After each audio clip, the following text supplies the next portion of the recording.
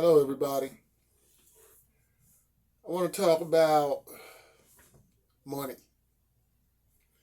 the importance of money. Uh, the Bible says you worship God or money. You know, you can't serve two masters. I forget the exact verse and all, but Jesus said that.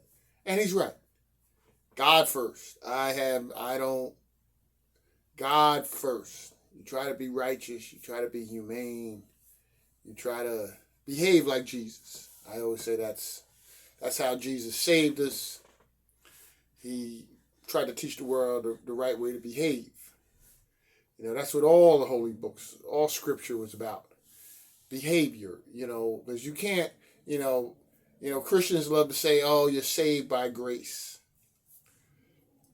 Well, you can't be saved and still follow your sinful, wicked ways and just say, "Well, I believe in Jesus, so I'm saved." Look, I know, and none of us perfect. None of us were without sin. But being saved means you change your way of behavior. So it actually it ends up into being works because when you change your way of behavior, instead of doing works of sin and evil, you're going to do works of righteousness and goodness. And I just say that because Christians, we're saved by grace. We're not saved by works. No, the two go hand in hand. So that being said, we'll get back to money. What makes money important? It comes down to people's behavior. If I'm surrounded with saints and good holy people, money isn't that important. They'll help me, I'll help them. We live together, we help each other. It doesn't become about money. When I'm dealing with sinful, wicked people, especially what I do, because I challenge a lot of things. I challenge the major religions of the world. The Lord had me challenge a lot of things, and I when I first took it on, and I'm gonna be true. When the Lord first came over me to do this, I said, "Oh, this will be easy. It all makes sense." Instead of people fighting all over all these religions, one truth under God. I didn't at the time I didn't understand the sinful, prideful nature of people, where they will bury themselves in what they want to believe or what they want, regardless of any. They'll throw common sense out of the window if it's not making them feel good or what they want. I didn't know that. But that being said, that's why they say the road to heaven is narrow and the highway to hell is wide. Because most people, they want to do what they want regardless of whether it was right or wrong. That being said, and Jesus said that too, the road to heaven is narrow, the highway to hell is wide, and few people find the road to heaven. But now that being said, well, when you're dealing with sinful, wicked people, money becomes worth more than them. Like I said, I'm not the most popular guy, which it doesn't bother me if I'm trying to do God's will. Now, if that's not what you want to hear, so be it. If you don't like me, so be it. I live with that. But what I do understand and I do see is, people will ostracize me and treat me like nobody or whatever. And then when they think they want something or need something from me, they think they're going to come to me with a couple smiles and a little bit of talk, and they think I'm going to help them and do for them. It's no. You either got some money, you got something of value you want to give me, or you don't matter to me. See, because I can play the same game, you play when the situation's in reverse. Because I ask myself, well, what value have you had to me? You were no value to me. So the only value, we need something of value to exchange.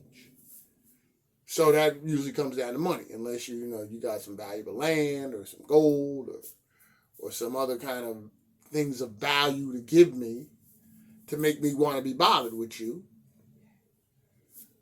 Other than that, we got nothing to talk about because I really don't care what you want or need. It's not important to me because you're not just like I'm not important to you, or I wasn't important to you.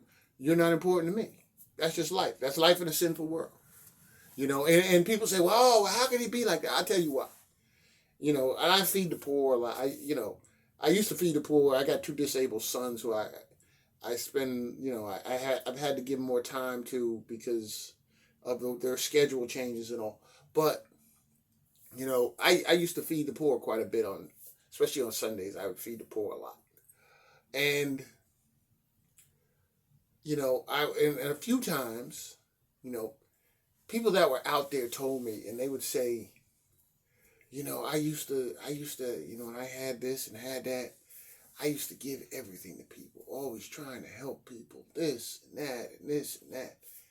And these people would just take from me, and they would just use me and be gone. And you could see these people, you could see the hurt in them. And the Lord kind of blessed me to never kind of be like that. Like, yeah, I'm kind, I'm giving and all, but, I'm very, like, wary of being used. Like, all right, I'm giving you, but now you're trying to take, and you ain't offering. Okay, I got to pull back from you. You ain't somebody I really want to deal with. And I cut my losses quick. And not quick, but I cut my losses, I feel, in a reasonable amount of time. And, and I've seen people, maybe they're around the in crowd and they're the popular ones, and, all of a sudden, and Darren, oh, you're nobody, And then later on, they want something from me. It's like, but I don't want to know you. I don't care about you. Well, I got better things to worry about. Like, what benefits me, And that's just life in a sinful, wicked world, Would I love it if everybody wanted to try to behave like Jesus and be saints? Sure. But I know that's not the reality of the world. And me doing this, let's see, the Lord came over me,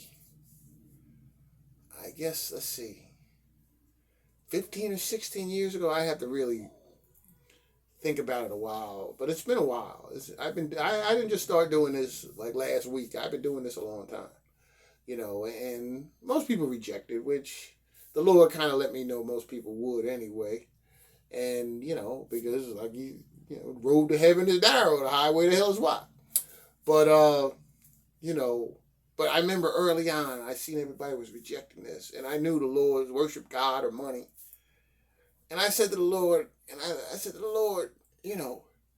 why shouldn't I put money before people that act like this? And he said, well, you should, basically. He prophesied, you should.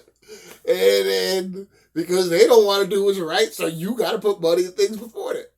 And that's what I've always done. And because believe it or not, before the Lord came over me and prophesied to me, it was the voice of evil. I always say it's the voice of evil. There's no devil walking around in the red suit. God created everything. He created good and evil. I mean, no, you can't say God created all heaven and earth and say he didn't create good and evil. Now, we have a choice in the matter. Well, anyway, I used to pretty much hear this evil voice like, you're supposed to love and put all these people ahead that treat you like garbage. And this voice tortured me for like 7 years before the Lord came over me. I mean, my life was miserable, and I was always like, I would deal with it, but, I hated the people that hated me, and it was like all in my mind, and I was like miserable a lot of times. I couldn't sleep sometimes, and a lot of people that I thought we were kind of close, they just basically wanted to kiss behind because they thought they were going to meet the stars and meet rich people and be close to rich people. And they all wanted to kiss up to them, and part of their kissing up to them was trying to put me down. And I was supposed to get in line and love them and love all these people ahead that were doing nothing for me. And I'd be freaking going out of my mind, like, why the hell do I need to care about these people? various media stars and rich people and this. And my argument was, what the hell are these people doing for me? Why I need to care about them? Then the Lord came over me and finally taught me, Darren, no, you help the needy, feed the poor, this kind of stuff, that kind of, be righteous, help the people beneath you, basically. Be charitable with the people beneath you. Don't put up with everybody's sinful, wicked garbage, but, be charitable and stuff to the people beneath you. The wicked boys were telling me the opposite. You're supposed to kiss all these people's behinds when they treat you like and forgive. You're supposed to forgive, and kiss all these people's behind when they... And I couldn't get with that, and they would try to use that little verse in the Bible, Jesus is supposed to forgive and love, and the people slap you around and love them, and the Lord basically, taught me, Jesus, that was a parable. Jesus was just trying to get people away from a total eye for an eye. But he didn't mean put up with people's crap all the time. So that's why, in short, I don't want this to go on too long. That's why I put money in things and what I could do for myself before a lot of people. Because I know how they've treated me over time, and I've known how they've done me, and they just don't matter to me. And everybody, you have to evaluate the people in your life, I'd rather be alone than be around a bunch of bad people that want to just abuse me and take advantage of me. Because I could be more productive at doing it for myself than dealing with them. So with that, God bless and have a good day.